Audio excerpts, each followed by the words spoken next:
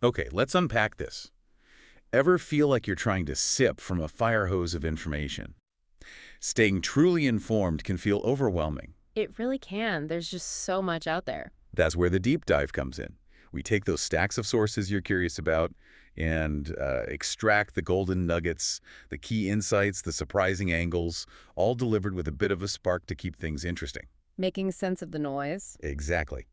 Today, we're tackling strategic cost management, a topic many of you have flagged as something you want to understand quickly and thoroughly. And that's exactly what we aim to do. Sounds good. We've got our hands on excerpts from ttp1.pdf, essentially your cheat sheet to the fundamentals.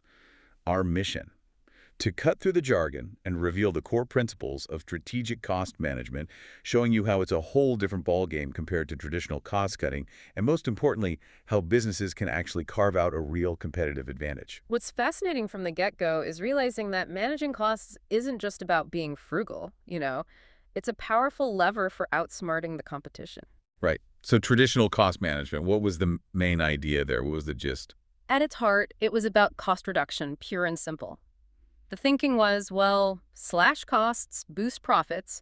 It was very focused on controlling and containing expenses. Seems straightforward enough. But the source hints that this approach could miss some crucial things. Where did it fall down? Well, we see a couple of really clear examples where just blindly cutting costs can backfire. Take preventive maintenance. A traditional approach might say, reduce that and save money now. Makes sense on the surface. But as the source points out, neglecting upkeep can lead to major equipment failures and, frankly, much bigger repair bills later on. It's that old saying, you end up paying more in the long run. Exactly. A short-term saving can become a long-term headache. What's the other instance where this thinking wasn't quite right? The automobile industry provides a great illustration. Imagine a company closing service stations to cut operational costs. Traditional cost thinking might see that as a win. Okay, lower overheads. But, and this is key, the 2022 J.D. Power India Customer Service Index study showed just how much importance Indian car buyers place on after-sales service.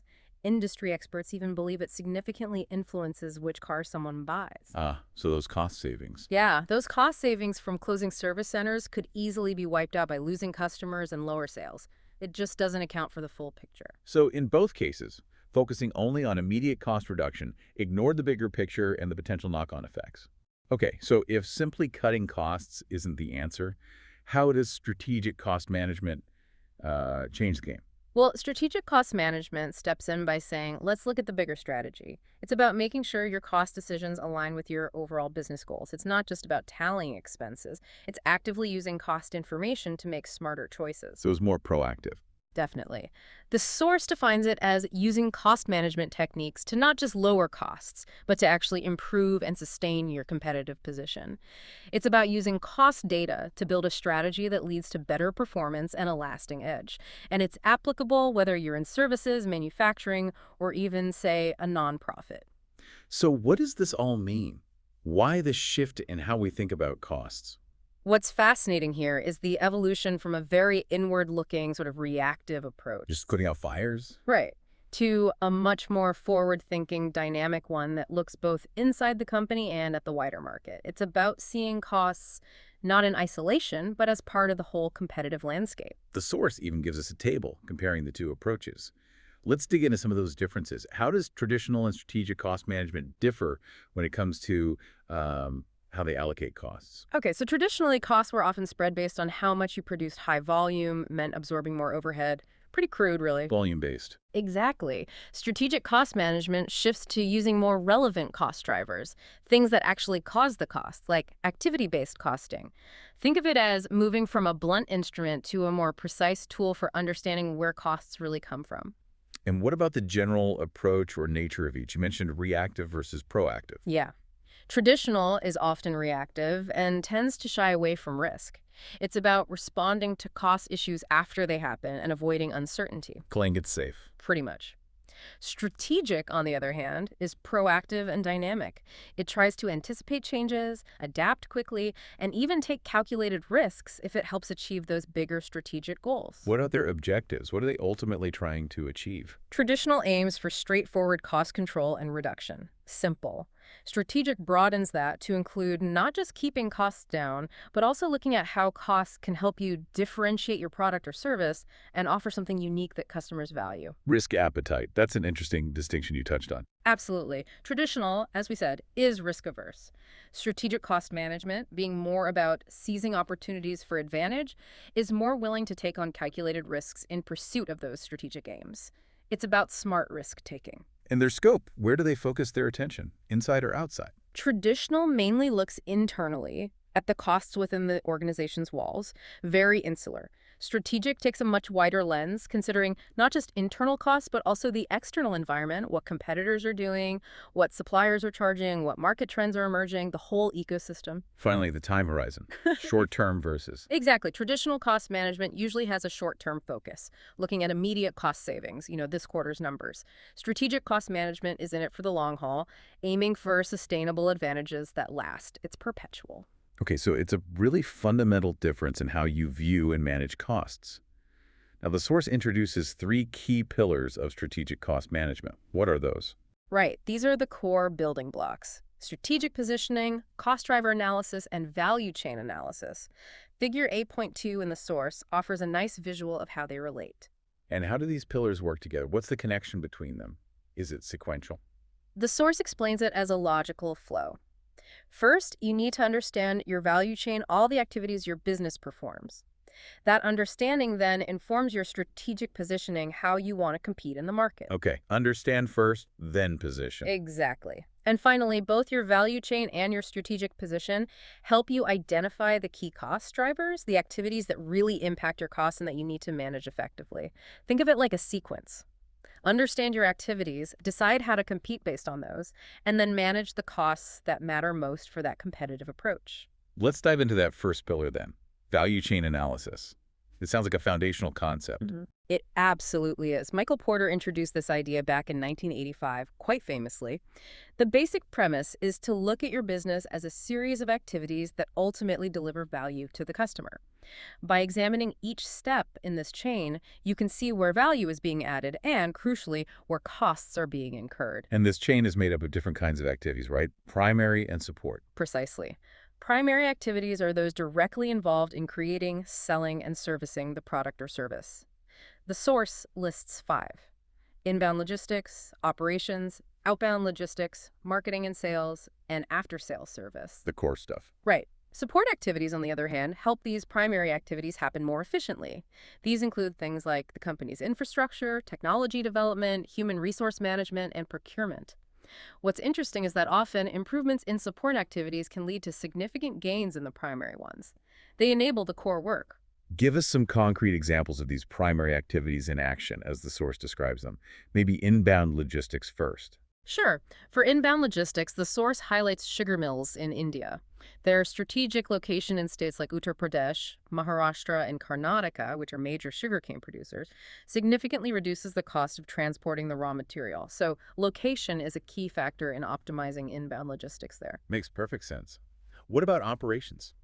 Here, the example of Apple outsourcing its manufacturing is a classic. They focus on what they do best: design and marketing, and leverage the cost efficiencies of manufacturing elsewhere. A strategic choice about operations. Okay. Outbound logistics. Getting the product out. Think about e-commerce giants like Amazon or Flipkart.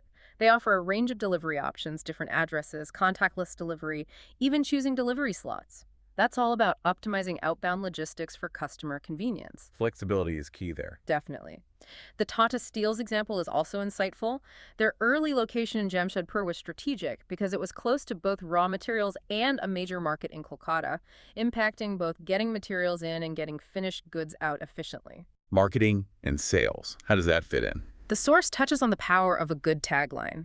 Consider noodle brands focusing on 2-minute convenience or highlighting health benefits.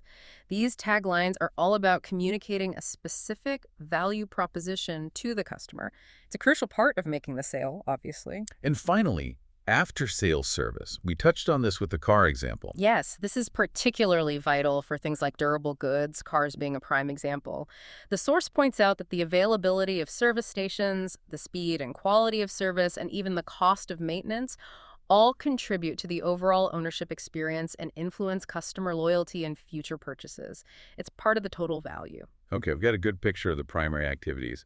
What about the support activities? Can you briefly run through those? Sure. From infrastructure is essentially the overhead, things like legal, accounting, general management. Technology development covers R&D and IT. Human resource management is all about managing the people within the organization, hiring, training, etc. And procurement is the process of acquiring the necessary resources, the inputs. So, what's the big takeaway from breaking down a business into these activities with value chain analysis? What's the point?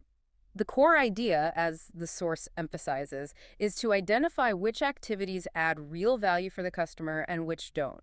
The goal is to minimize or eliminate the non-value added activities to become more cost efficient. Cut the waste. Exactly. And to really invest in and enhance the value added activities to differentiate your offering. Ultimately, it's about finding those opportunities to gain a competitive edge, either by being cheaper or being better, or ideally, a smart combination. Here's where it gets really interesting.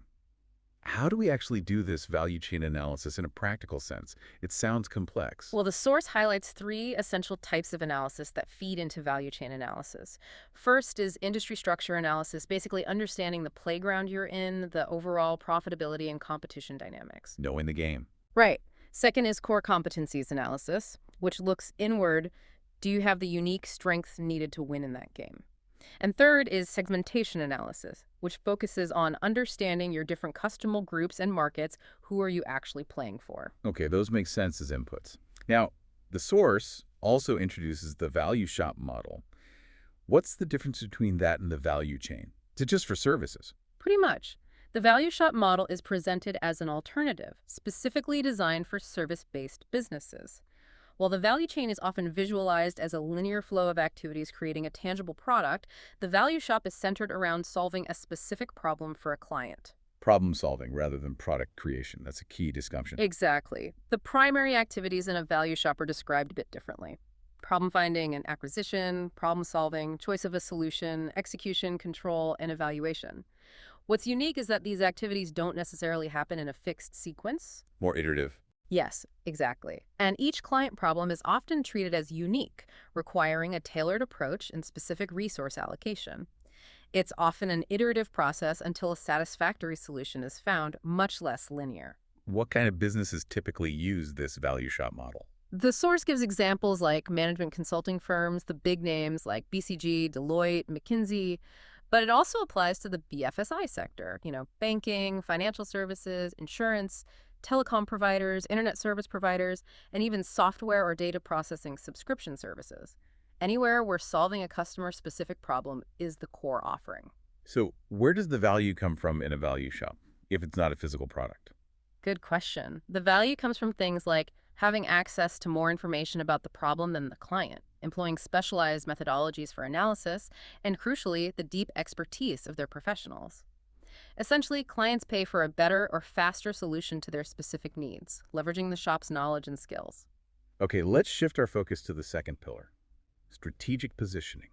What's the core idea behind that? Understanding your strategic position, as the source references, means taking into account three key things: your external environment, your internal resources and capabilities, and the expectations and influence of all your stakeholders, customers, employees, investors, etc., on your overall strategy.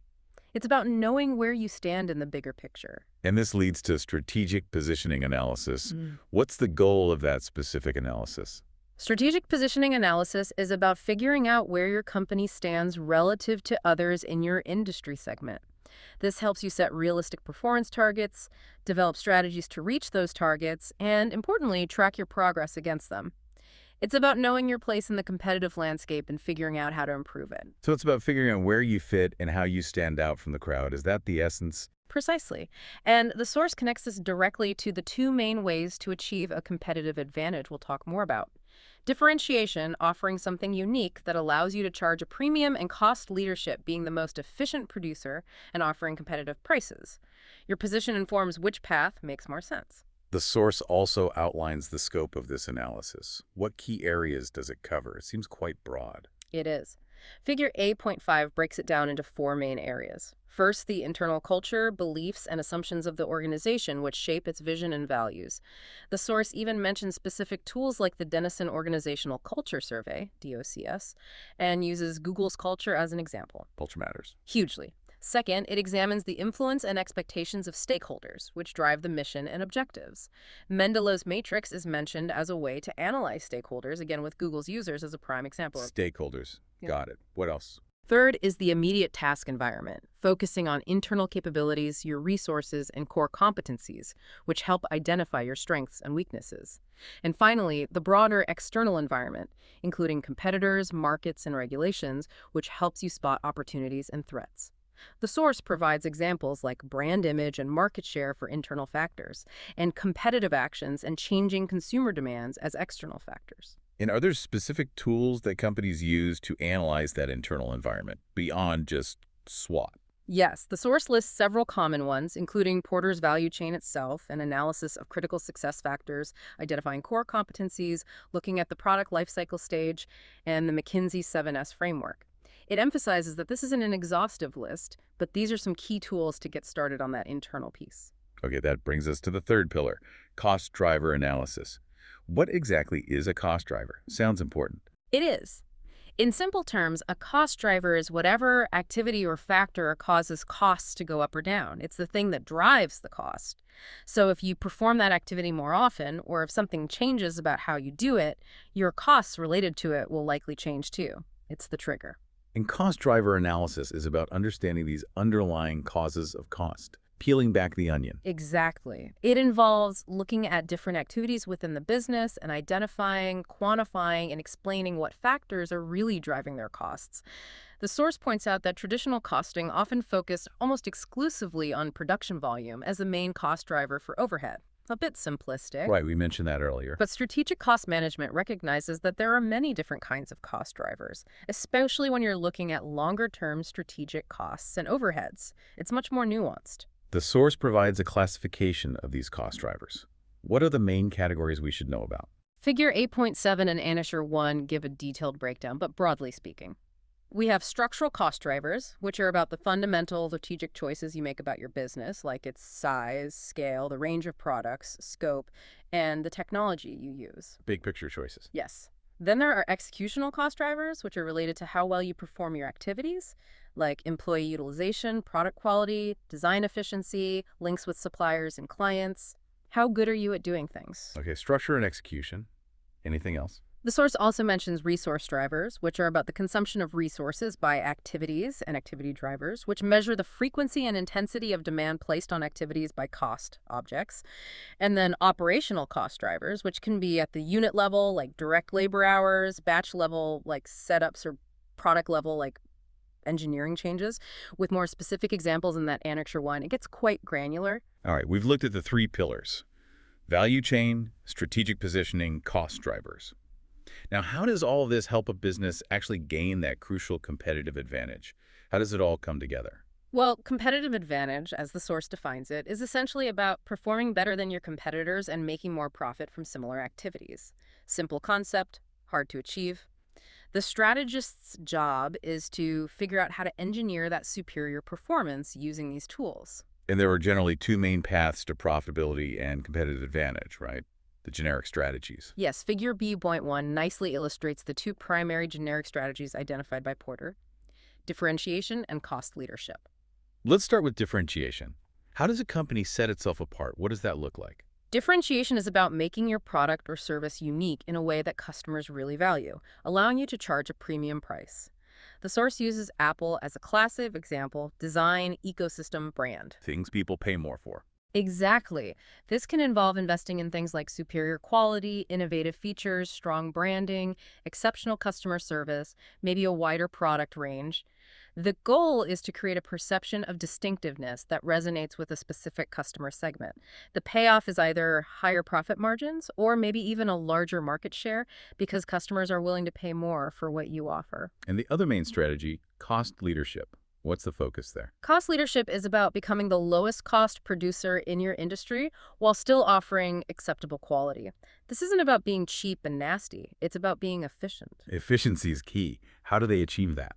It can be achieved by being incredibly efficient in your operations, having access to cheaper resources or inputs, perhaps through process innovation, using low-cost distribution channels, having superior operational management, benefiting from the learning curve, or achieving economies of scale. Figure B2 shows how this can be done by optimizing individual activities or even reconfiguring the entire value chain. And the benefit. The benefits are that you can either offer lower prices than your competitors and capture a larger market share, or you can match their prices and enjoy higher profit margins due to your lower costs. Either way, you win on cost. The source also warns about getting stuck in the middle. What's the danger there? Sounds bad. It usually is. That's a strategic no man's land where a company tries to be both differentiated and a cost leader at the same time, but ends up not being truly excellent at either. As Porter famously put it, it's the kiss of death because you don't have a clear competitive advantage in either area, and you often get squeezed by competitors who are clearly focused. So focus is critical. And how do these strategies of differentiation and cost leadership link back to the specific cost management principles we've been discussing? Does SCM look different depending on the strategy? Yes, it does. The source has a helpful table that highlights how the emphasis on different cost management techniques varies. For instance, detailed standard costs and variance analysis are much more critical for tracking efficiency under a cost leadership strategy. You need tight control. Makes sense. Whereas under differentiation, you might focus more on, say, marketing cost analysis or understanding the cost of adding new features. Similarly, competitor cost analysis is way more important when you're trying to undercut the competition on price as a cost leader. And value chain analysis, it's relevant to both strategies, isn't it? It seems to pop up everywhere. Absolutely. It's fundamental to both. Whether you're trying to identify opportunities to add unique features for differentiation or to shave costs at every single stage for cost leadership, a deep understanding of your value chain is essential. It tells you where to focus your efforts for either strategy. So how do we actually conduct a value chain analysis to pinpoint where we can create that competitive edge, either through differentiation or cost leadership? What are the steps? Figure B.3 outlines 3 key steps. First, you need to identify all of your value chain activities, both the primary ones directly involved in creating and delivering the product, and the secondary support activities. Map it all out. Okay, list everything. Second, you need to determine the cost and value of each activity. How much does it cost you to perform, and how much value does it add from the customer's perspective? This involves asking those crucial questions about how each activity contributes to customer satisfaction and your bottom line. Cost versus value. Got it. And third, based on that, you need to assess and identify opportunities for competitive advantage. Where can you enhance differentiation? Where can you lower costs most effectively? Which activities offer the biggest bang for your buck?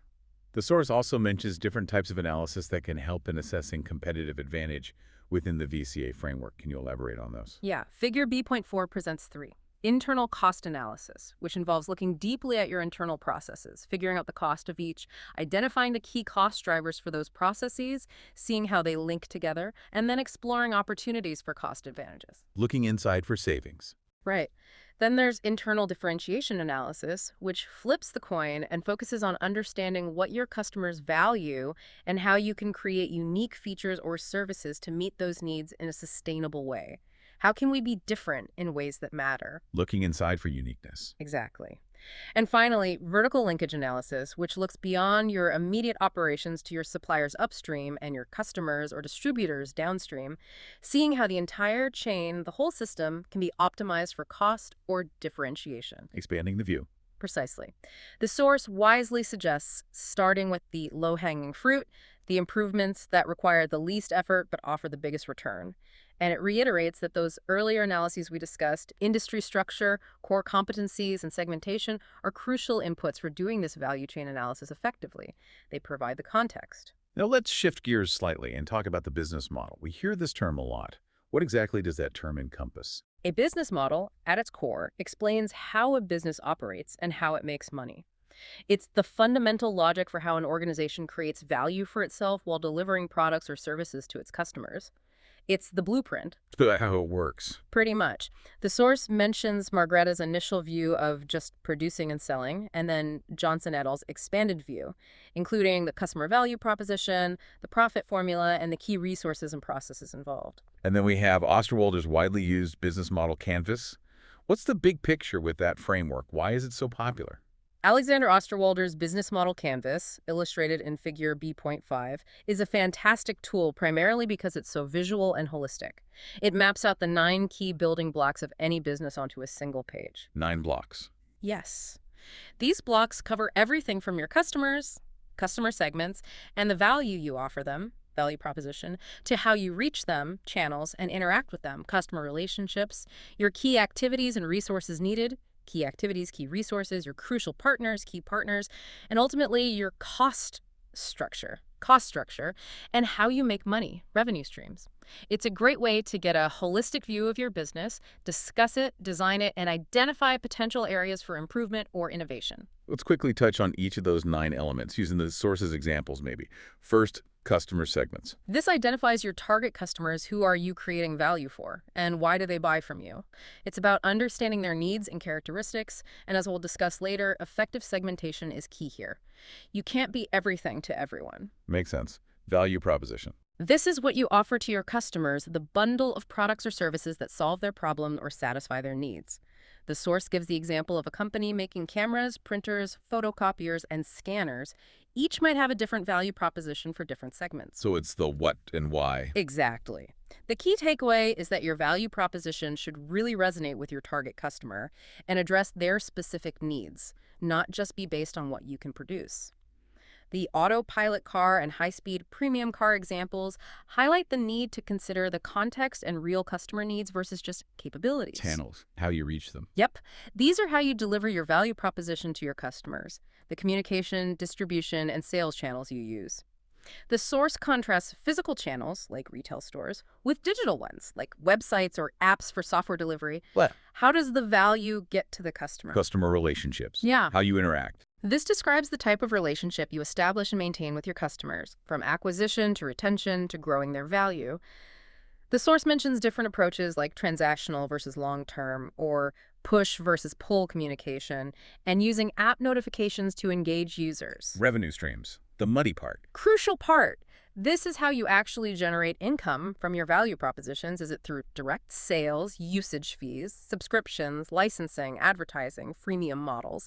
The source provides examples like online video platforms using ads or premium subscriptions and e-newspapers using subscriptions. How do you capture the value? Key resources. What you need. These are the most important assets you need to make your business model work. Could be physical assets, intellectual property, human resources, financial resources, the classic man, material, machine, method, money.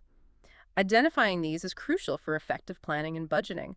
What assets are indispensable? Key partners. Who helps you? These are the external companies or individuals you rely on to deliver parts of your value proposition, your suppliers, distributors, strategic allies. It's about understanding what key resources and activities you source from others versus doing yourself. Who do you need in your network?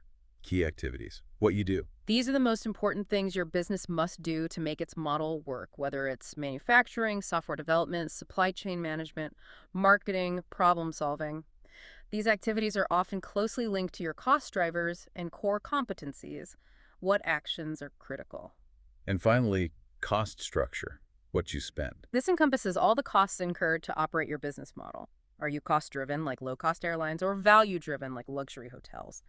Understanding and managing your cost structure is obviously critical for profitability, and the management accountant plays a key role here. What are the major cost components? The source even provides generic business models for an online meeting platform and the classic razor blades model. Those are great for seeing these elements in action. Now, how does the value proposition canvas build on this? Is it like a zoom in? That's a great way to put it. The value proposition canvas, as shown in figure B.9, zooms in on 2 key blocks of the business model canvas: the customer segment and the value proposition. It's a more detailed tool to help you design, test, and refine your value proposition to ensure it truly meets your customers' needs. Think of it as a focused lens on achieving that crucial customer value fit before you build out the whole business model. It has two main sides, right? Understanding the customer and defining your value. Exactly. On one side, you have the customer profile, which helps you deeply understand your target customer. This looks at three things: customer jobs, what tasks your customers are trying to accomplish in their work or life, whether functional, social, or emotional. The source gives diverse examples like getting married, finding legal advice, or even just getting specific food delivered. What they're trying to do. Right. Then you have pains, the negative things your customers experience before, during, or after trying to get a job done. Think frustrations, risks, obstacles, unwanted costs, what annoys them, what are their fears. The negatives. And finally, gains, the positive outcomes and benefits your customers hope to achieve. These could be required, expected, desired, or even unexpected gains. Think functional utility, social gains, positive emotions, cost savings. What do they hope for? What would delight them? The source stresses the importance of being specific and prioritizing these jobs, pains, and gains. Okay, so that's understanding the customer deeply. And on the other side, the value proposition map. How does that mirror this? This side describes how you intend to create value. It has three corresponding elements. First, products and services. This is simply the list of what you actually offer to help your customers get their jobs done and address their pains and gains. You're offering. Second, pain relievers. This describes how your products and services specifically alleviate those customer pains you identified.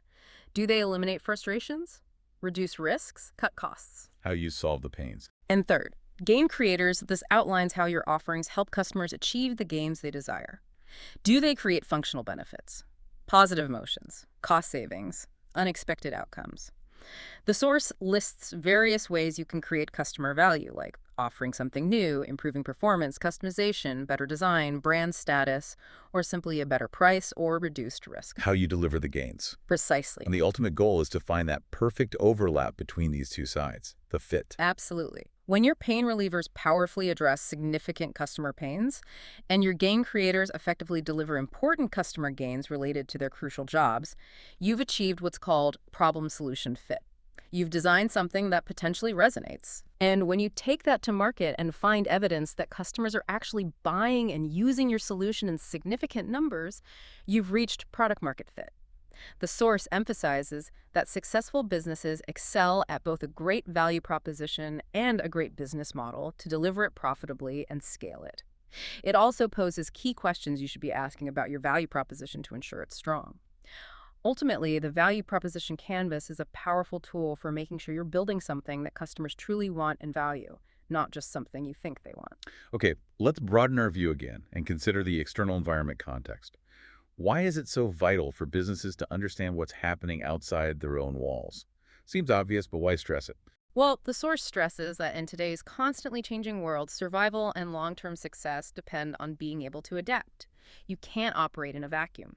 The external environment, those factors beyond your direct control, like market trends, competitor actions, technological shifts, regulations, significantly impacts your performance and your ability to achieve your strategic goals. You need to be aware of what's happening around you to seize opportunities and mitigate threats before they hit you. And the first step in analyzing this external environment is to define the industry you're operating in, right? But that sounds tricky. It can be. An industry is generally defined as a group of companies offering similar products or services, your direct competitors. However, the source points out that defining an industry isn't always straightforward and can be quite subjective.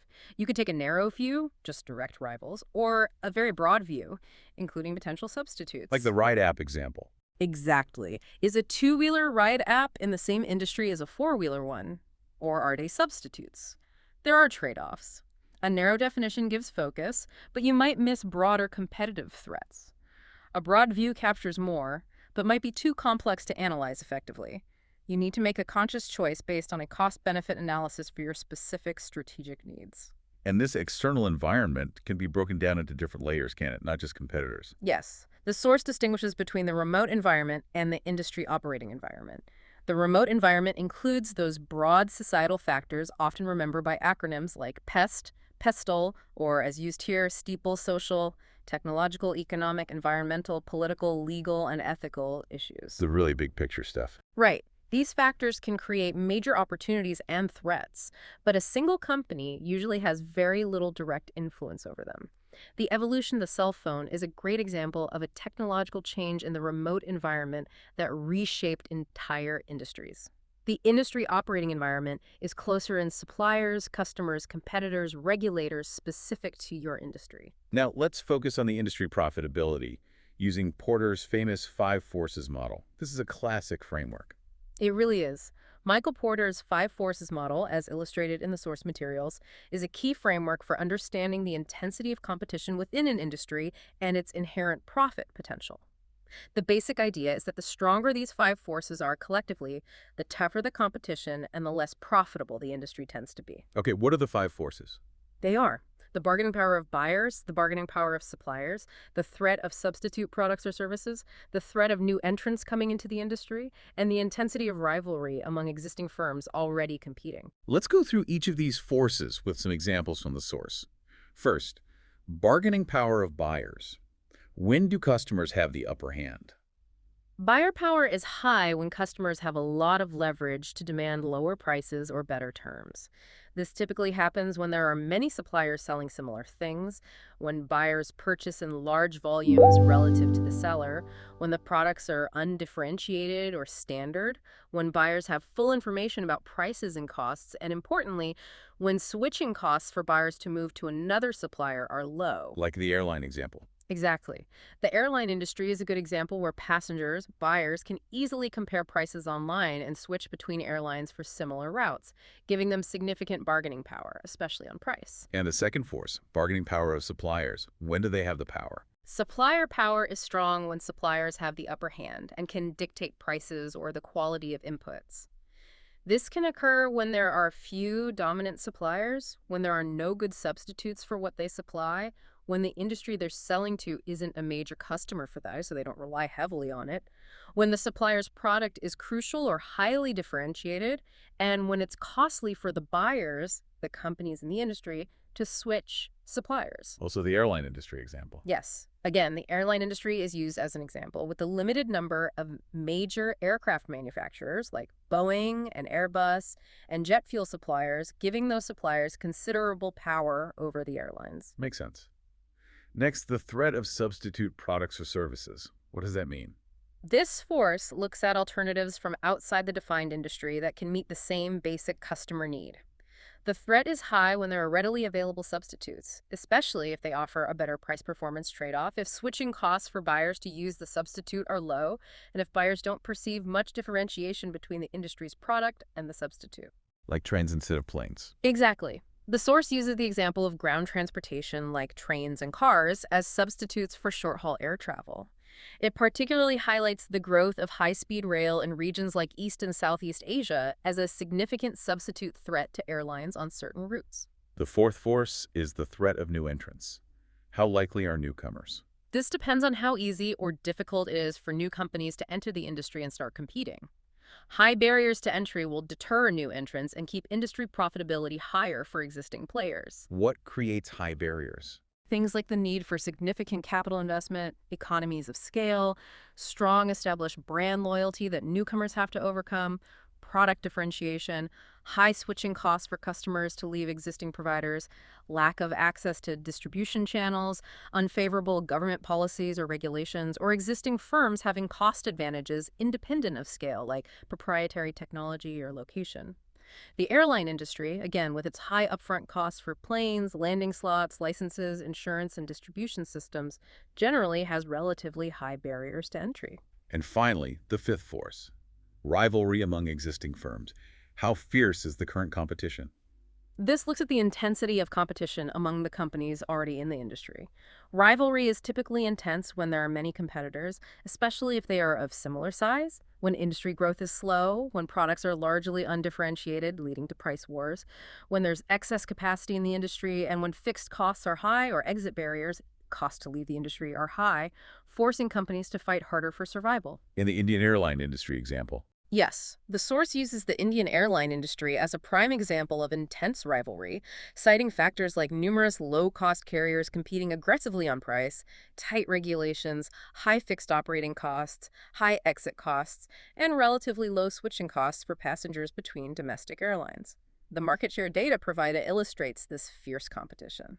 The source also mentions that entry and exit barriers are interconnected with industry profitability. How so? Yes, figure C.2 provides a useful matrix. It shows how the combination of high or low entry and exit barriers can affect the stability and level of returns. For instance, an industry with high barriers to entry, hard to get in, and high barriers to exit, hard to get out, might lead to stable, though potentially not stellar, high returns because inefficient players can't easily leave. Conversely, low entry and low exit barriers might mean easy entry but also easy exit, potentially leading to more volatile and lower average returns due to constant competitive flux. The best scenario for incumbents is often high entry barriers and low exit barriers. It's crucial to remember that these five forces aren't static, right? They can change. Absolutely crucial point. Porter's five forces is a dynamic tool, not a snapshot frozen in time. The intensity of each force can change over time due to technological shifts, regulatory changes, competitor strategies, or evolving customer preferences. So it's something that businesses need to continuously monitor and reassess as part of their ongoing strategic analysis. The source wisely suggests using this model in conjunction with other analyses like value chain analysis, maybe a VRIO framework for resources, or steeple analysis for the broader environment to get a more complete picture of the competitive landscape and potential advantages. Okay, let's move on to understanding customers and markets through segmentation analysis. Why is it so important to divide your market up? Can't you just sell to everyone? Well, you could try, but the source emphasizes that it's rarely effective or efficient for a business to try and serve every single customer in the same way with the same offering. People are different. Their needs are different. Market segmentation is about dividing a broad potential market into smaller, more manageable, and clearly defined subgroups of customers who share similar characteristics, needs, or behaviors. So you can target them better. Exactly. The value proposition canvas we discussed earlier is a great tool for understanding these customer characteristics, their jobs, pains, gains, which form the basis of effective segmentation. By understanding these segments, you can tailor your products, services, and marketing messages more effectively to resonate with their specific needs, leading to better results than a one-size-fits-all approach. What makes for effective segmentation? What criteria should businesses consider when dividing up the market? Good question. The source lists several key criteria for useful segments. They should be internally homogeneous. People within the segment are similar in relevant ways, and externally heterogeneous, distinct from people in other segments. They should also be clearly identifiable and measurable. You can figure out who they are and how many there are. They need to be substantial, meaning large enough or profitable enough to be worth targeting. And they must be responsive or accessible, meaning you can actually reach them with your marketing efforts, and they are likely to respond.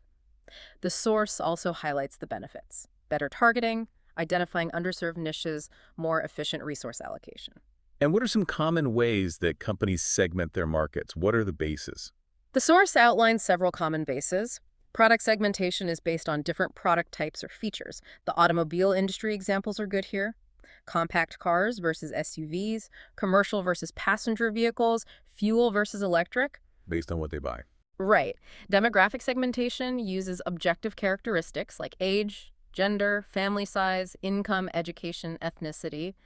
Think personal care products or apparel often target specific demographics. Okay, what else? Psychographic segmentation looks at more subjective factors like personality traits, values, attitudes, interests, and lifestyles. Think airline classes, business versus economy, or real estate developments targeting specific incallables or lifestyles. More about who they are psychologically. Yes, behavioral segmentation groups customers based on their actual behavior related to the products, their purchasing habits, spending patterns, user status, heavy versus light user, brand interactions, loyalty like e-commerce platforms offering plus or prime memberships based on purchase history, or loyalty clubs. Based on what they do. Exactly. And finally, geographic segmentation divides the market based on location, country, region, city, climate, urban versus rural. The source stresses that the choice of segmentation base depends heavily on the strategic context and the associated costs and benefits of reaching and serving that segment. It also makes a crucial point. A common shortcoming, especially for non-marketers, is focusing too much on production capabilities. What can we make? Rather than deeply understanding customer wants and needs, what problems are we solving? Effective segmentation starts with the customer. That leads us nicely to the basis of competition. What exactly does that refer to? How is it different from just competition? Competition itself is just the rivalry between businesses. The basis of competition is fundamentally why customers choose to buy from one particular business over its rivals in a specific situation. It's the deciding factor or factors. The why they choose your part. Precisely. It could be the specific product features, the overall product design or style, its reliability, maybe its availability or convenience, the price point, the level of service provided, the brand reputation, an emotional connection. Any number of things can be the basis of competition in a given market. Understanding your specific basis of competition helps you identify what really drives customer demand in your space, what factors influence their choices, the dynamics of pricing and costs in your industry, the current and potential risks you face, and ultimately, how you can build and sustain a competitive advantage. The source poses some key questions to help businesses determine this critical factor. Okay, that makes sense. Next up, we have industry key success factors, or KSFs. What are those? Sounds like something important to know. They definitely are. KSFs, sometimes called critical success factors, CSFs, are the essential things, the activities, capabilities, or conditions that a company must do well or possess to be successful and gain a competitive edge in a particular industry.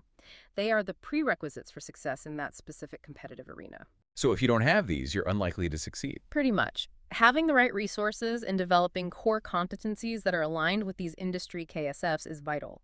The source gives broad examples like agility, reliability, diversity of offerings, or the ability to build an emotional connection with customers. The specific KSFs will vary greatly by industry. And how do they relate to measurement? Importantly, KSFs are often linked to key performance indicators, KPIs, that you can actually measure to track how well you're doing on those critical factors. The source gives the example of cycle time being a KSF in some industries, which you could then track with KPIs like lead time or run time.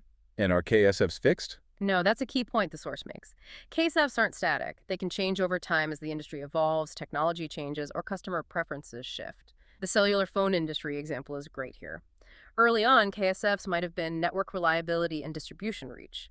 Later, it shifted heavily towards R&D, screen size, camera megapixels, app ecosystems. So businesses need to periodically reassess the KSFs in their industry. And how do core competencies fit into all of this? We mentioned them earlier. Are they the same as KSFs? Not quite, but they're closely related. A core competency is a unique strength or capability within your specific firm that helps you stand out from competitors. It provides unique value to customers and ideally leads to either cost leadership or differentiation. KSFs are industry-wide factors needed for success. Core competencies are your company's specific, unique advantages that hopefully align with those KSFs. So they are your internal strengths. Yes, exactly. The source quotes Prahalad and Hamel's influential 1990 article, emphasizing that core competencies are the collective learning in the organization, especially how to coordinate diverse production skills and integrate multiple streams of technologies. Crucially, they're sources of uniqueness that are difficult for competitors to quickly copy or imitate. Recognizing and strategically leveraging these internal strengths is crucial for long-term success. The source contrasts successful companies like Canon and Honda, who leveraged their core competencies, with other large corporations that failed because they didn't recognize or capitalize on their unique capabilities. Core competencies are ultimately built upon a company's underlying resources and capabilities. What are the key tests to determine if something is a true core competency, not just something you're okay at? The source outlines 3 key tests, often attributed to Prahalad and Hamel. First, relevance. Does this competency provide potential access to a wide variety of markets? Does it strongly influence the perceived customer benefits of the end product? Second, difficulty of imitation. Is it hard for competitors to replicate or find substitutes for this competency? Is it unique to your firm? And third, breadth of application. Does it make a significant contribution to the customer perceived value of the end products? If a strength passes these 3 tests, provides customer value, is hard to copy, and is broadly applicable, then it's likely a core competency worth investing in and protecting. The source also briefly touches on how core competencies can be strategically exploited once identified. Now let's consider the crucial role of information technology in today's strategic context. It's clearly a massive driver of change across the board. Absolutely massive. The source highlights how technology has fundamentally reshaped entire industries. Think music, media, retail, taxi services, banking, you name it. Data is now often called the new oil. And the ability to effectively collect, process, analyze, and use information derived from data is absolutely crucial for making informed strategic decisions and gaining competitive advantages. The source clarifies some terms, IT, IS, IM. What's the gist of their relationship? Right. It clarifies the interconnectedness. Information technology, IT, refers to the hardware, software, and networks the infrastructure. Information systems, IS, are the systems built using IT to collect, process, store, and distribute information to support decision-making and control. Information management, IM, is the broader strategy and governance around how information is used effectively within the organization. The source summarizes their key differences in scope, driving force, direction, orientation, and organizational level based on Michael J. Earle's framework, showing how they should ideally align. Why is it so important for firms to have well-defined ITIS strategies these days? Seems table stakes now. It really is. The source points out several key reasons. Firstly, to create and sustain competitive advantages in the marketplace, using ITIS not just for efficiency, but for strategic differentiation. Secondly, to more effectively counter the competitive pressures identified in Porter's Five Forces model. Thirdly, to successfully leverage the opportunities presented by new waves of technology, like those associated with Industry 4.0, IoT, AI, big data. And fourthly, to facilitate organizational change, improve agility, and enable innovation. Let's look specifically at how ITIS can impact Porter's Five Forces, as the source does. How can it affect the threat of new entrants, for example? It's interesting. IT can cut both ways here. In some cases, like e-commerce, IT can actually lower the barriers to entry by reducing the need for physical infrastructure. But conversely, significant investment in complex integrated IT systems can raise barriers for potential competitors who lack the necessary technological infrastructure, expertise, or capital. What about supplier bargaining power? Can IT help manage suppliers better? Definitely. IT can help companies identify and connect with a wider range of potential suppliers globally, streamline procurement processes through e-procurement systems or online auctions, track pricing trends more effectively, and even integrate their supply chains more tightly with key suppliers, using tools like ERP extensions, potentially reducing the bargaining power of any single existing supplier. And buyer bargaining power. Can IT reduce customer power? Yes, IT can be used strategically here too. It can enhance customer service through online portals or support systems. Companies can gather and analyze vast amounts of customer data using data warehousing and mining for highly targeted marketing and personalized offers. And IT enables customer lock-in strategies through things like creating switching costs, UVG, proprietary systems, accumulated data, loyalty programs tracked electronically, or providing unique value through apps. Think e-retail premium statuses or app-only discounts. They aim to reduce the ease with which buyers can switch. The threat of substitutes. How does IT play there? Sometimes IT itself is the substitute, or enables it laser printers replacing dot matrix, Kindle e-readers replacing physical books, streaming music replacing CDs. However, technology can also help incumbent companies counter substitutes by enabling faster innovation cycles, using CAD/CAM, protecting innovations through patents tied to technology, or enhancing the value proposition of the existing product through IT integration.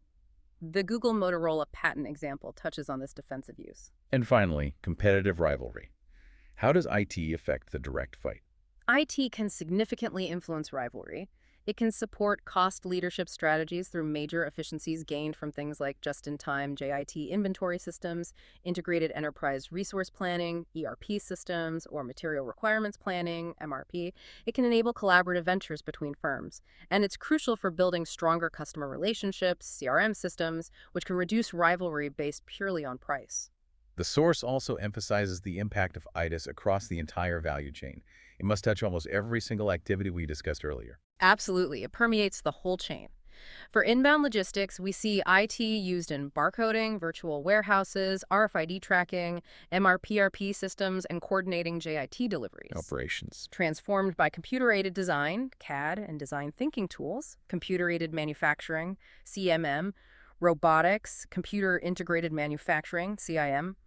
The source gives examples like edutech portals, food ordering apps using complex logistics systems, ATM's kiosks for self-service, and even mentions specific robots like Yo, Sushi's conveyors, or Flippy the burger robot, noting the potential cost savings of robot as a service. Outbound logistics. Benefits from IT through barcoding, RFID for tracking finished goods, sophisticated vehicle scheduling software, and automated warehousing systems. The UPS example of route optimization is classic. Marketing and sales. Yeah. This seems like a huge area for IT. Massive. Customer databases and CRM systems are central. Websites are crucial storefronts and information sources. The source cites statistics on the impact of website design and mobile experience on user perception. Then there's the whole world of digital, social media, internet, and viral marketing.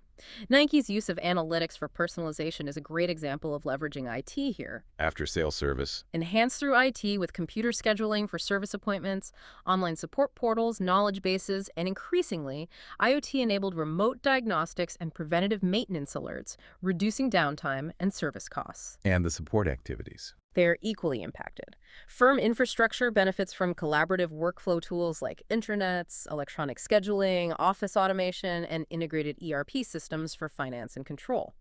Technology development is often the IDA strategy itself, like developing online booking systems. Human resource management uses HR tech extensively for payroll, talent management using AI, applicant tracking, online learning, performance analytics, and employee engagement platforms. And procurement uses electronic data interchange, EDI, for automated transactions, e-procurement platforms, and online tendering systems. Ford's CAD integration with suppliers and the Indian government's procurement portal are mentioned. IT is truly embedded everywhere. Finally, the source delves into the role of the management accountant as a leader. This is a significant shift from the traditional image of, the bean counter. It is a major fundamental evolution.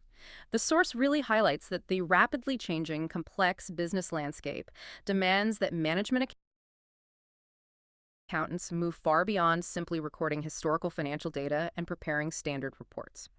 They need to become strategic business partners and, yes, leaders within the organization. So what does that involve?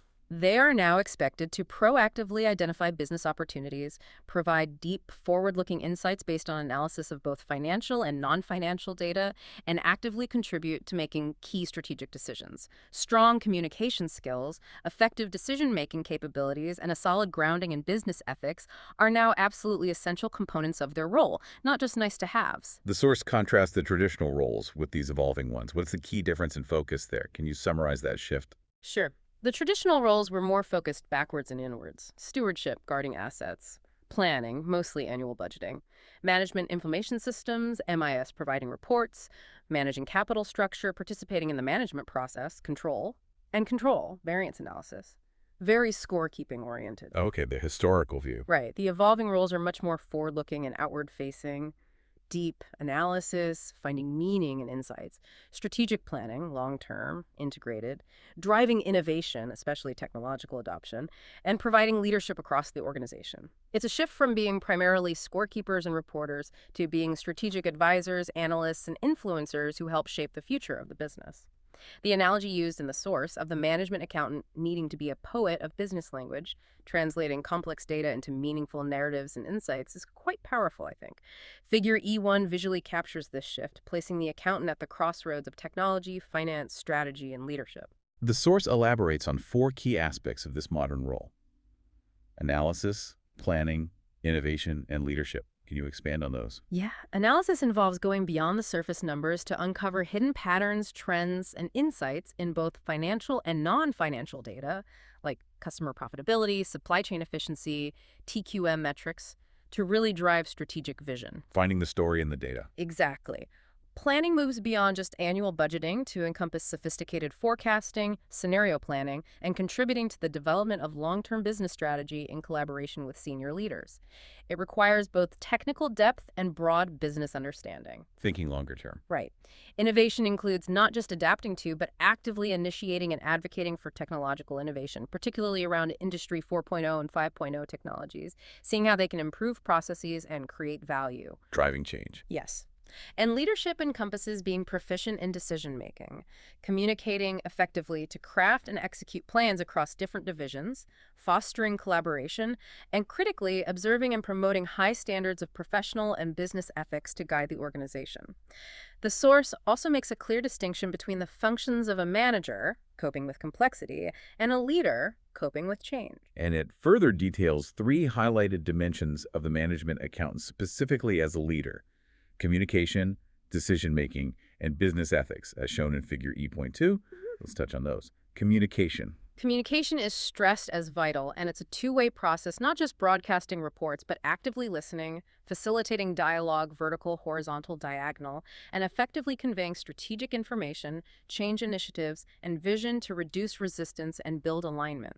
It includes communication through actions as well as words, and the importance of feedback. Any specific techniques mentioned? Interestingly, it mentions management by wandering around MPWA, getting out and talking to people, informally noting its origins at Hewlett-Packard and its similarity to the Japanese Gemba walk as a way to foster better understanding and communication beyond formal channels. It also notes the need to consciously choose the right communication mode. Okay.